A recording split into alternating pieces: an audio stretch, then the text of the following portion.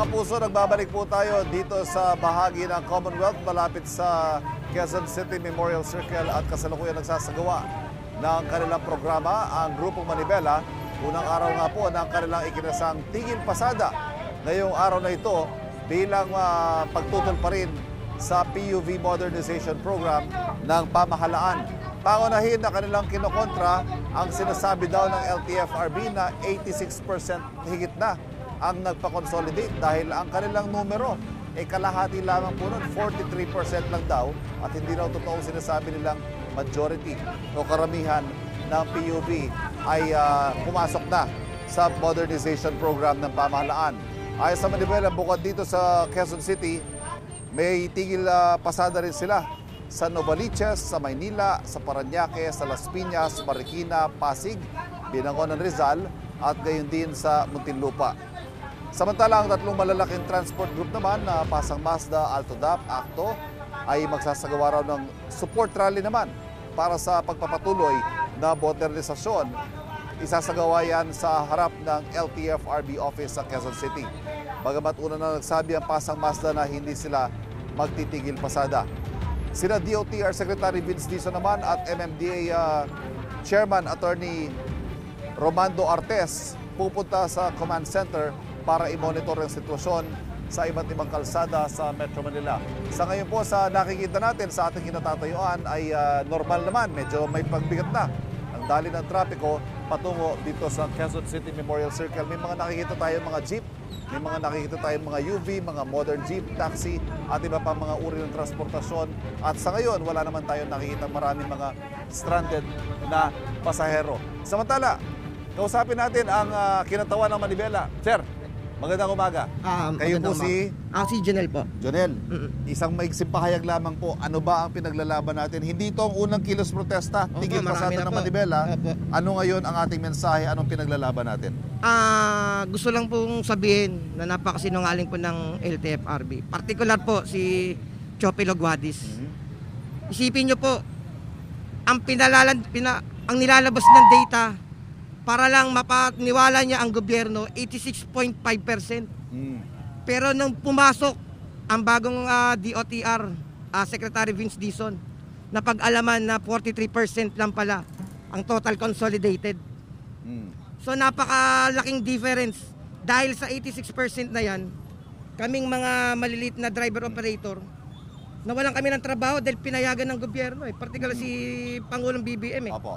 Inalis kami dahil nga konti na lang namin. Ano naman masasabi nyo, sir, sa kapwa nyo mga tsuper na hindi nagtigil pasada ngayong araw at gayon din sa mga pasahero na medyo nahihirapan sumakay ngayong araw? Sa mga kapwa ko po na tsuper na bumabiyahe po, naintindihan po namin sila. Kasi yung iba po kasi dyan, under po talaga ng mga kooperatiba, korporasyon. So sila po parang trabaho, ginagampanan lang nila yung trabaho nila.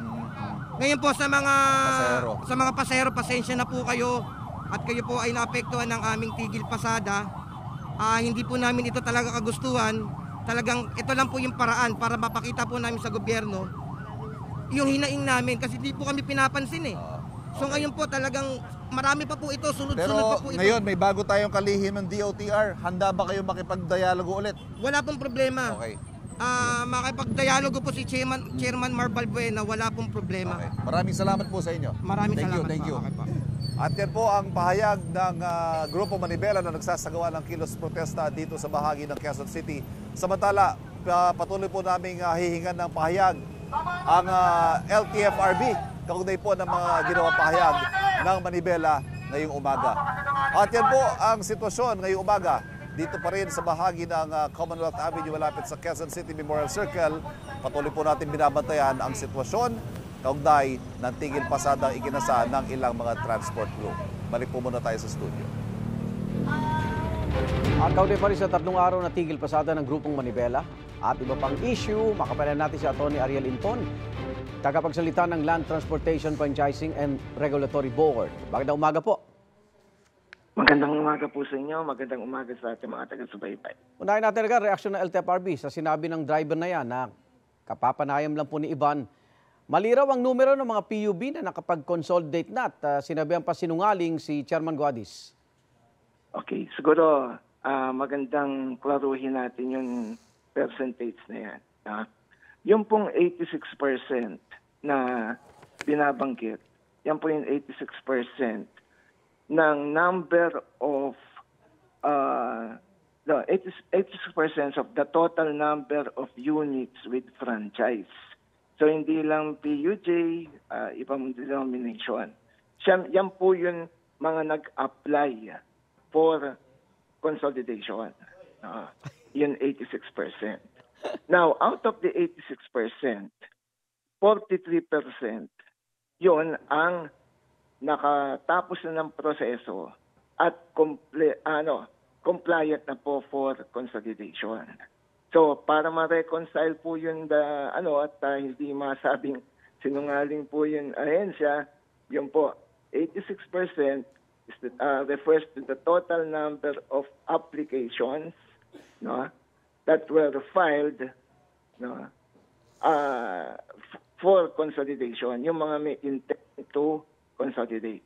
Kaya tama po yung figure na 43% ni Secretary Vince Dizon, yun ay 43% naman ng 86% ang fully consolidated. So bato ang tagal bago magkaroon ng fully na consolidation po? Yun pong iba. Yung 43% Sabi niyo kasi 86 po, attorney yung nag-apply, pero 46 lang yung compliant. So yung natitira, ano na po ang sitwasyon nila? In process po yun. Marami pong hindi pa nakakapag-comply ng requirements, at iba-iba pong dahilan. Humabol lang sa deadline. Opo, kasi po yung deadline is not a deadline to have a new unit. The deadline na move nga po ito ng 7 beses, deadline to file your intent to consolidate or to apply for consolidation. Ngayon, yung 86%, yun yung mga nag-apply. So yung, attorney, maputo lang kita, yung 46%, kaya bang maserbisyo yung ating mga pasahero? Ayun, yung 43. Okay, maganda po yung katanungan yun. Yung po kasing 86%, bagamat hindi pa sila fully compliant sa consolidation, dahil niyakap na po nila yung programa, meron na po silang mga provisional authority. Kaya pag nakikita niyo po may mga traditional jeepney na bumabiyahe, yun, maaring yun ay nagpa-consolidate na pero hindi pa sila compliant fully, and therefore, wala pa yung bagong unit nila kasi hindi pa sila nakakakuha. Pero nakakabiyahe po sila kasi may provisional authority po silang bumiyahe. Yun po, kahit na hindi pa sila fully compliant. Kaya dun sa katanungan na enough ba yung 43, well, hindi yung 43 titignan natin, kundi yung 86% because maski hindi pa nakaka-comply, basta nag-file ng intent to consolidate, maaari po silang makakabiyahe. Pero itong Manibela, matagal nang tutol sa modernization po ng jeep. So, paano po magkakaroon ng kasunduan ng LTFRB at Manibela? Bukas po ang ating kalihim dyan. Bago po ang ating Secretary Vince Dizon. In fact, yung hinihingi nilang dialogue, yan very open si Secretary. Noong Friday nga po, nakausap na po niya ang mga, I think, yung nga lang, wala po yung Manibela noong time na yon. Pero ine-extend po ng ahensya na sige mag-usap tayo. Sabi nga ni Secretary Vince, instead na magtigil pasada, mag-usap tayo. Ngayon, yun pag-uusap naman, hindi naman pwedeng sila lang ang kakausapin. Nais din ng ating Secretary na marinig naman yun the other side of the coin, yung mga nakapag-comply, yung mga pro-consolidation, gusto rin makausap siyempre yung Secretary para holistic yung approach na sa problema. Opo, pero sa ngayon, paano natin mapipigilan? 3 araw po ito, Attorney Inton. Ine-extend pa rin po ng ahensya, yun, mag-usap po tayo, At kung talagang ayaw po nilang makipag-usap or for one reason or another, tuloy sila, yung pong interagency naman for tigil pasada na reactivate na po yan, Kaya handa naman po yung pamahalaan para dito po sa mga apektuhang So, mga linya. meron tayong libreng sakay. Opo, ang local government po, Opo. ang DOTR, ang MMDA, ang interagency po, even PNP po, kasama po dyan for peace and order, para mapaghandaan po itong tigil pasada today and kung tutuloy man nila ng 2 araw pa. Opo. Ay, maraming salamat po, LTFRB Opo, spokesperson maraming Tony salamat Ariel po. Linton Jr. Ingat po kayo. Maraming salamat. Opo, Salamat po. Salamat po. At kumustahin naman natin ang sitwasyon ng tigil pasada sa lungsod ng Maynila. May unang balita live, si James Agustin. James.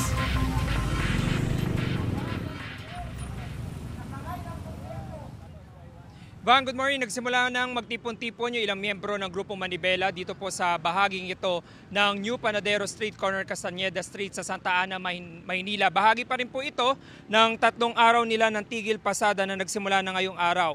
Ayon sa presidente ng Punta Chapter ng Manibela na si Reynold Malana, nasa 80 miyembro nila ang makikisa sa tigil pasada sa lugar pa lamang na ito.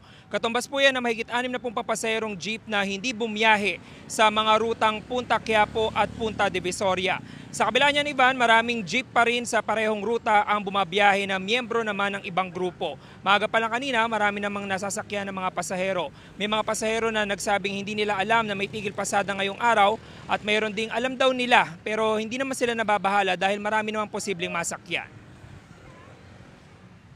Hindi po kayo babahala na walang masakyan kasi kada ganun naman kasi may sinasakyan na agad kami. Katulad yan ngayon, may biyayeng Divisoria.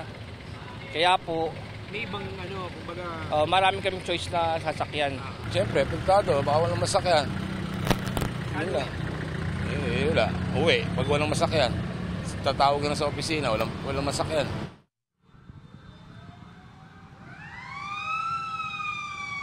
Samantala, Ivan, ayon doon sa ilang mga miyembro nitong Punta Chapter ng Grupong Manibela ay mananatili sila dito hanggang bago magtanghali mamaya. At nakita naman natin isa itong mga kanto na ito doon sa mga hintayan ng mga pasahero para may masakyan sila. Pero wala naman naiipong mga pasahero sa mga oras na ito. Yan ang unang balita mula rito sa Santa Ana, Maynila. Ako po si James Agustin para sa GMA Integrated News. Tumaas ang presyo ng manok at itlog sa ilang pamilyan sa Metro Manila. Price check tayo bago niyan, i-add to cart. At live mula sa Maynila, may unang balita si Bea Pinlac. Bea. Igan, kung 500 pesos ang budget ng inyong pamilya sa pamamalengke, baka makalahati na po yan sa 1 kilo pa lang ng manok. Ayon kasi sa Department of Agriculture, umaabot na sa 250 pesos ang kada kilo ng manok ngayon. At bukod pa sa manok, pati ang itlog, tumataas na rin ang presyo. Ano nga ba ang nauna? Itlog o manok?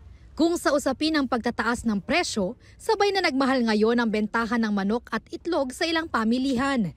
Daing ng mamimiling si Edgar, ang bigat sa bulsa ng halos 300 pesos na ibinayad niya para sa higit 1 kilong manok. Kulang pangaraw yan sa kakainin ng pamilya niya ngayong araw. Kailangan maging practical ka na. Minsan ganun na, tinitipid na lang minsan. Kasi wala taas ng pataas . Sa monitoring ng Department of Agriculture, umaabot sa 250 pesos ang kada kilo ng manok sa ilang pamilihan sa Metro Manila. Bahagyaring tumaas ang bentahan ng itlog. Mula sa 8 pesos, abot na hanggang 9 pesos ang kada piraso ng medium-size egg. Sa trabaho market sa Maynila, abot ng 210 pesos ang presyo ng buong manok at 220 pesos naman para sa choice cuts. Ang presyo kada piraso ng medium-size egg, paunti-unti raw na tumataas pero pasok pa rin sa 8 pesos sa ngayon. Ayon sa ilang nagtitinda ng itlog at manok, hindi pa nila kayang babaan ang presyo nito dahil sila naman daw ang malulugi. Mahango lang po kami sa mga tendera, ganon. Minsan 200, wala pa pong tinutubo. Minsan binibigay pag yung mga tanghali na, binibigay na ng mababa. Kunti-kunti lang po ang tinitinda namin para hindi gasinong kalakihan ng lugi. Kasi pag yung madami kayong titinda tapos bagsak presyo, pagod lang po ang inaabot nyo. Dahil pag nakwenta, minsan wala pa po sa puhunan. malaking pambubunutin. Mahina daw ang production. Mahirap po kasi sa itlog po, konti lang naman po ang patong dyan eh. Minsan nababasagan pa. Hindi pwedeng ibaba talaga ng yung mababa talaga. Sa karinderya naman ni Alan, wala muna sa menu ang anumang ulam na manok. Pero hindi raw nila matanggal ang itlog sa mga binebenta nila, lalo't ito ang hinahanap-hanap na almusal ng mga customer nila. Hindi kaya kasi siya yung pinaka-binibili ng tao. Yung chicken, hindi kami nag-chicken masyado. Hindi namin masyadong mataasan yung price kasi hindi kaya ng mga bumibili. Ano na lang, bawas kita na lang. Igan, ang ilang mga mamimili na nakausap natin, nag-iisip ng mga bagong diskarte kung paano nga ba sila makakapag-budget ngayon na halos lahat daw dito sa palengke ay nagtataas na ang presyo. At yan ang unang balita mula rito sa Maynila. Bea Pinlac para sa GMA Integrated News.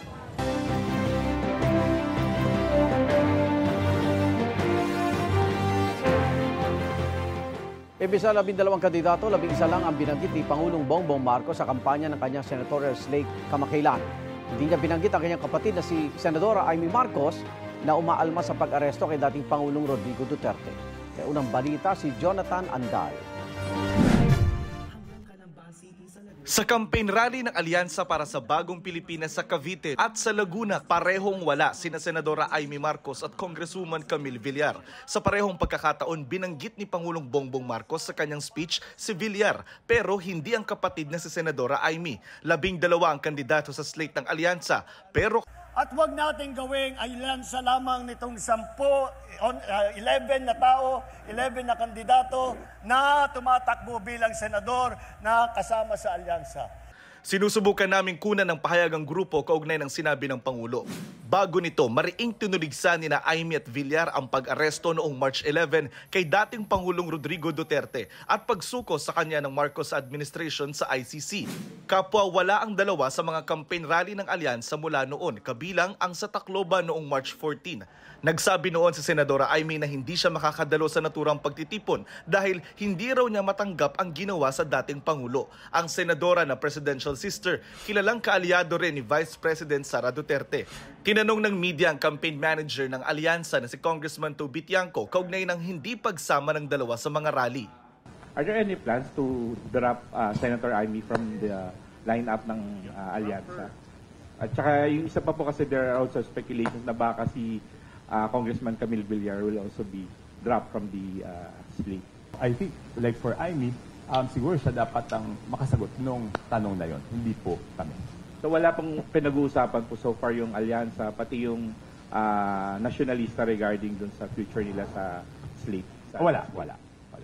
Sabi ni Senadora Amy, hindi pa sila nagkakausap ng Pangulo at ni Tiangco. Hindi ko alam, hindi ko pa tinatanong. You have not withdrawn from Alyansa? No action taken. Mulat sa poll, sinabi ko naman na independent ako. Kasi parang may kutob ako na may masamang mangyayari at ayoko mahila sa away-away. Kinakabahan ako na magkakaumpugan talaga yung dalawang panig. Nangyari nga po. Mas tutok daw siya ngayon sa pagdinig kaugnay ng pag-aresto sa dating Pangulo. Naaalangan ako, nagbibisi-bisihan ako. Mahirap mag-aral ng international law, hindi naman natin masyadong kabisado. Iba kasi yung sistema nila at ang pinakamahalaga, wag natin isuko ang ating soberanya. Nag-text ang GMA Integrated News kay Representative Villar para sa kanyang reaksyon at hinihintay namin ang kanyang tugon. Ito ang unang balita, Jonathan Andal para sa GMA Integrated News. Discount sa internet ang isinsulong ni Senador Francis Tolentino. Ora mismo serbisyo publiko ang advokasya ni Congressman Erwin Tulfo. Si Benhur Abalos nais alisin ang buwis sa kuryente. Libreng gamot para sa senior citizens ang pangako ni Mayor Abby Binay. Ipinagmalaki ni Senador Bong Revilla ang 300 batas na naipasa niya. Proteksyon ng kababaihan ang isinusulong ni Senador Pia Cayetano. Itutuloy raw ni Ping Lacson ang laban kontra korupsyon. Si Senador Lito Lapid, ipinagmalaki ang 100 batas na kanyang naipasa.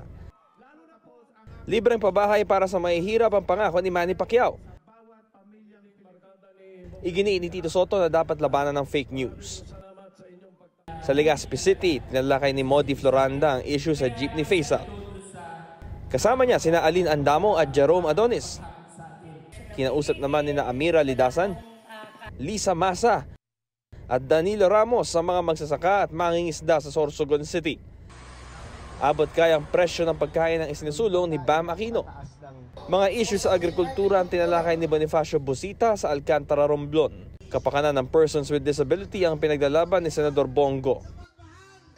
Nag-ikot sa Pasig at Caloocan si Senadora Amy Marcos. Isinusulong ni Ariel Querubin ang karapatan ng transport sector. Patuloy namin sinusundan ang kampanya ng mga tumatakbong senador sa eleksyon 2025. Ito ang unang balita, Bam Alegre para sa GMA Integrated News. Samantala, mga kapuso, may ipinasusumiti na ang Pre-Trial Chamber 1 ng International Criminal Court sa prosekusyon at sa depensa sa kasong Crimes Against Humanity na kinakaharap ni dating Pangulong Rodrigo Duterte sa susunod na buwan. Kabilang sa mga kailangang isumite ng prosekusyon ang kompletong detalye ng kanilang mga ebidensya. Kailangan din nilang ipasa ang bilang ng kanilang mga testigo at kung dapat bang itago ang kanilang pagkakakilanlan at kung hihiling ba sila ng proteksyon. Binigyan sila ng hanggang April 4 para rito. Sa panig naman ng depensa, pinadedetalye kung kailangan ba nilang magsagawa ng investigasyon bago ang confirmation of charges hearing sa September 23 at kung mailalabas din ba silang ebidensya at testigo sa nasabing pagdinig. Bibigyan din sila ng pagkakataon na magbigay ng obserbasyon sa mga dokumento ng prosekusyon hanggang April 11. Inaatasan din ng korte ang registry na magbigay ng obserbasyon hanggang April 2 kaugnay sa aplikasyon ng mga biktima para sa partisipasyon sa pagdinig. Hanggang April 11 naman pwedeng magbigay ng komento ang prosekusyon at depensa kaugnay nito. At yan muna ang pinakasariwang balita mula pa rin dito sa The Hague. Balik sa studio.